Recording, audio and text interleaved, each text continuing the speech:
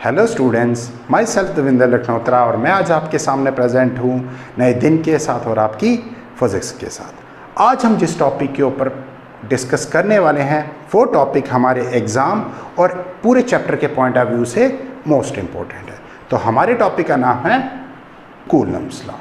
Coulomb's law को पढ़ने से पहले मैं आपको चार्ज की प्रॉपर्टीज़ दोबारा रिमाइंड करवाना चाहता हूं। तो मैंने आपको कहा था कि जो लाइक चार्जेस होते हैं वो एक दूसरे को रिपेल करते हैं और जो अनलाइक चार्जेस होते हैं वो एक दूसरे को अट्रैक्ट करते हैं। बट मैंने उस लेक्चर में ये डिस्कस नहीं किया था कि वो फोर्स ऑफ अट्रैक्शन या फोर्स ऑफ रिपल्शन किन किन चीज़ों के ऊपर डिपेंड करती हैं। तो सबसे पहले साइंटिस्ट थे एक चार्ल्स कूलम, इन्होंने इन दो फैक्टर्स को अच्छी तरह डिस्कस किया था। तो चलिए स्टार्ट करते हैं।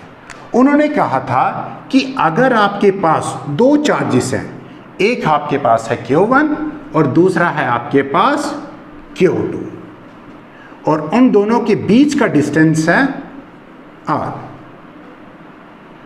सबसे पहले कूलम्स ने क्या कहा था कि ये दो चार्जेस के बीच फोर्स ऑफ अट्रैक्शन या फिर फोर्स ऑफ रिपल्शन वो डिपेंड करती है to the product of their magnitude. कहने का मतलब है F is directly proportional to the magnitude of their charges. और सिंपल भाषा में कि अगर आप इन दो चार्जेस के मैग्नीट्यूड को बढ़ाते हो तो फोर्स ऑफ अट्रैक्शन और फोर्स ऑफ रिपल्शन भी इंक्रीज होगी। अगर आप इन दो चार्जेस के मैग्नीट्यूड को कम करोगे तो फोर्स ऑफ अट्रैक्शन और फोर्स ऑफ रिपल्शन भी डिक्रीज होगी। फर्स्ट। सेकेंडली उन्होंने कहा था F is inversely proportional to the square of their distance between them. कहने का मतलब है अगर आप इन दो चार्जेस के बीच के डिस्टेंस को बढ़ाओगे तो फोर्स ऑफ अट्रैक्शन और फोर्स ऑफ रिपल्शन कम होगी, और अगर आप इन दो चार्जेस के बीच का डिस्टेंस को कम करोगे तो फोर्स ऑफ अट्रैक्शन और फोर्स ऑफ रिपल्शन बढ़ेगी। Therefore from equation first and equation second F is proportional to the product of Q1 and Q2 and inversely proportional to the square of their distance between them।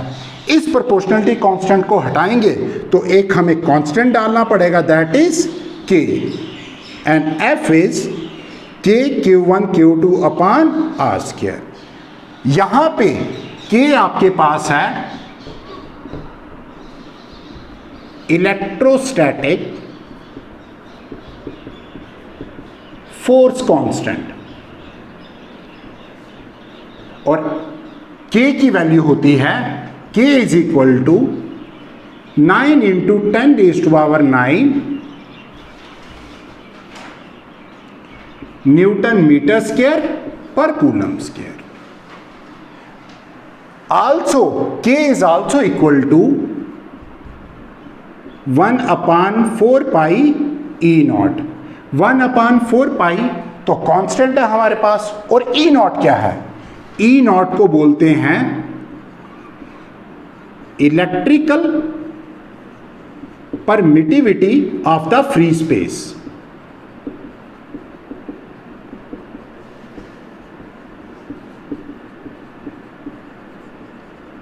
और इसकी value होती है E is equal to 8.86 into 10 raised to power -12 coulomb square पर newton पर metre square. और अगर मैं इन दो कांस्टेंट्स की वैल्यू को इस फार्मूले में इंसर्ट करूंगा तो हमारे पास जो न्यू फार्मूला जनरेट होगा that is equal to F is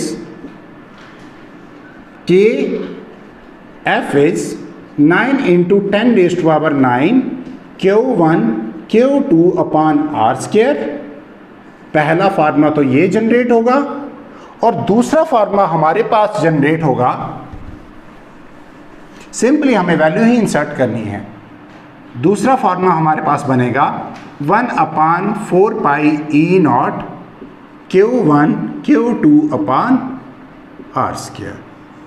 ये हमारे पास दूसरा फार्मूला बना है। आप न्यूमेरिकल्स में इन दो फार्मूले में से किसी भी एक फार्मूले को यूज कर सकते हैं और न्यूमेरिकल को सॉल्व कर सकते हैं। ठीक है, अब जो मैं बात करने वाला हूं, इलेक्ट्रोस्टैटिक फोर्स कांस्टेंट के एसआई यूनिट कैसे हमने कैलकुलेट करने हैं और इलेक्ट्रिकल परमिटिविटी के हमें एसआई यूनिट कैसे कैलकुलेट करेंगे। तो चलिए, अगर हमें एसआई यूनिट को कैलकुलेट करना है या फिर फाइंड करना है किसके, सबसे पहले बात करेंगे के की,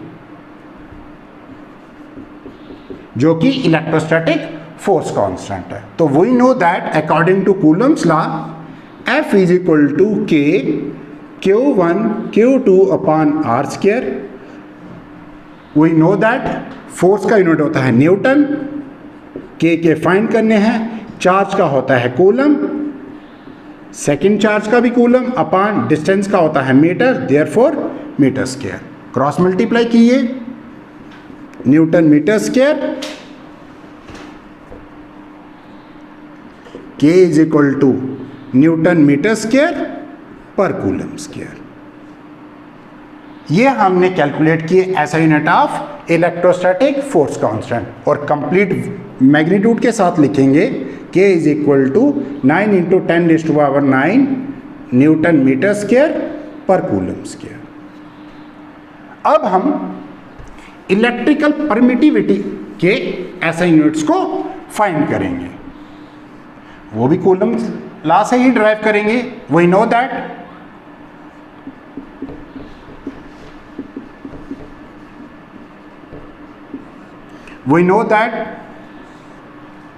F is equal to 1 upon 4 pi E naught Q1 Q2 upon R square. 1 upon 4 pi तो कांस्टेंट है हमारे पास, देयरफॉर फोर्स के यूनिट होता है newton, 1 upon 4 pi E charge का कूलम और डिस्टेंस का मीटर। क्रॉस मल्टीप्लाई कीजिए, E is equal to 1 upon 4 pi N coulomb square, therefore इसके यूनिट्स हो गए विथ इसकी वैल्यू के साथ लिखेंगे 8.86 इंटू 10⁻⁻12 कूलम स्क्वायर पर न्यूटन पर मीटर स्क्वायर। ऐसे कैलकुलेट किए जाते हैं ऐसे यूनिट्स ऑफ इलेक्ट्रिकल परमिटिविटी और इलेक्ट्रोस्टैटिक फोर्स कांस्टेंट के एसआई यूनिट्स को। अब हम जो डिस्कस करने वाले हैं वो है आपका न्यूमेरिकल। तो चलिए अब हम उस न्यूमेरिकल को सॉल्व करते हैं। तो चलो बच्चों, अब हम इस न्यूमेरिकल को अप्रोच करते हैं।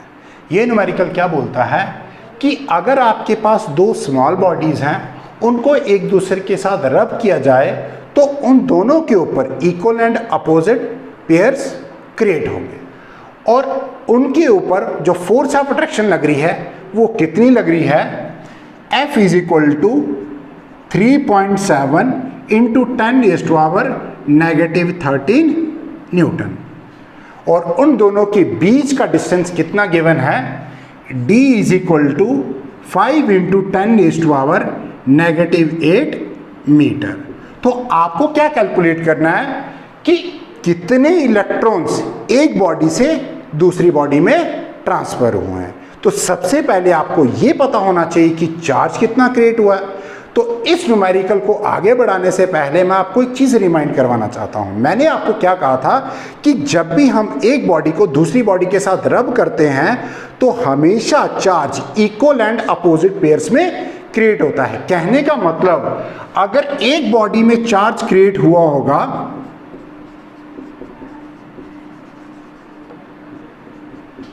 Q, तो सेकंड बॉडी के ऊपर कितना चार्ज क्रिएट हुआ होगा,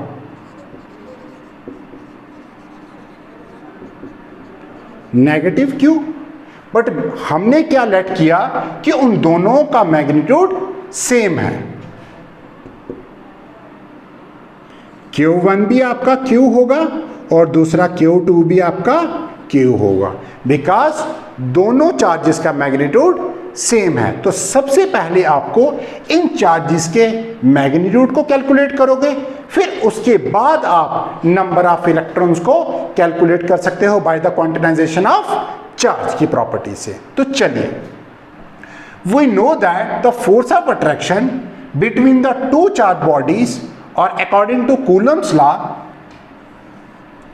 F is equal to K Q1 Q2 upon R square. तो वैल्यू इंसर्ट कीजिए इसमें। फोर्स की वैल्यू क्या है आपके पास 3.7 into 10⁻⁻13 equal to 9 into 10⁻⁹ Q into Q, क्योंकि दोनों चार्जेस आपके पास सेम है, अपॉन 5 इंटू 10⁻⁸ का होल स्क्वायर। क्रॉस मल्टीप्लाई कीजिए।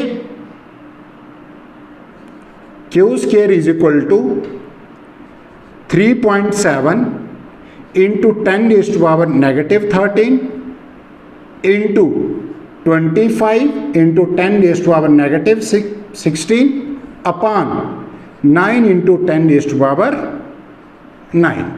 इसको कैलकुलेट करिए।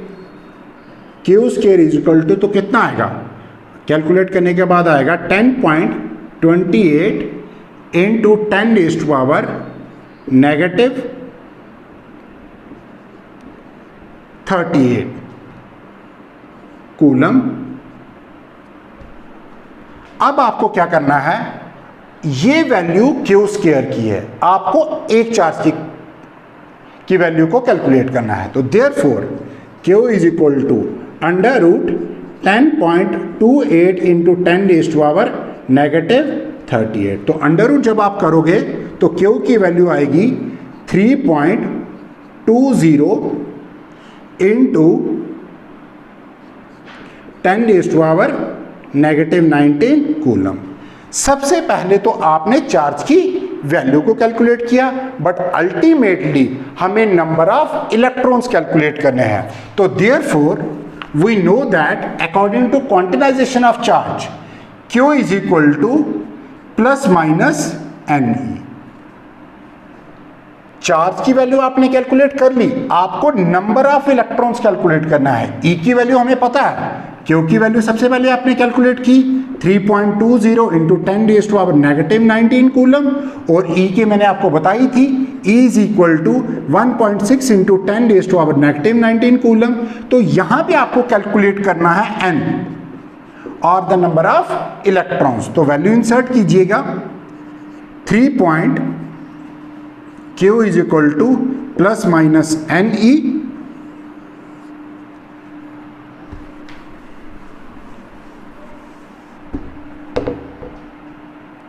3.20 into 10⁻⁻19 is equal to plus minus N into 1.6 into 10⁻⁻19।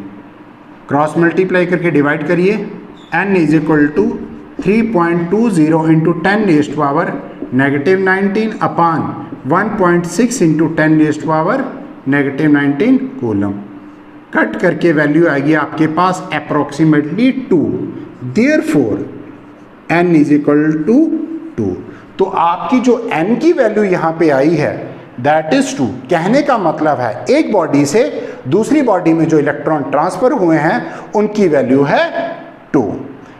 अब मैं आपको एक चीज इंटरेस्टिंग बताने वाला हूं, और आप उस एक्टिविटी को जरूर ट्राई करिए। अगर आप अपने गूगल ग्रेविटी को सर्च करते हैं तो उसके बाद जो न्यू आपके पास टैब खुलेगी, उन वर्ड्स की अगर आप क्लिक करते हो तो due to the force of gravity वो सारे words gravitate under the force of gravity वो नीचे गिर जाएंगे, और आप उन वर्ड्स को कहीं पे भी डिस्प्लेस कर सकते हो। होप कि अगर आपको मेरे इस टॉपिक में कोई भी डाउट क्रिएट हुआ है तो आप मेरे गिवन डिटेल्स में मुझे कॉन्टैक्ट कर सकते हो। Thank you.